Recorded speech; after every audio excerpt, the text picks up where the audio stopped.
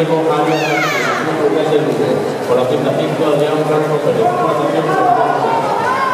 Róbase a los siguientes nadadores acudan a la Cámara de Protección para proceder a la entrega de medallas. Equipo de remudas, Jesús Miguel de Lugo. Equipo de remudas, Unidad de Santiago masculino. Equipo de remudas, Jesús Pastor Calanco masculino de femenino. Equipo de remudas,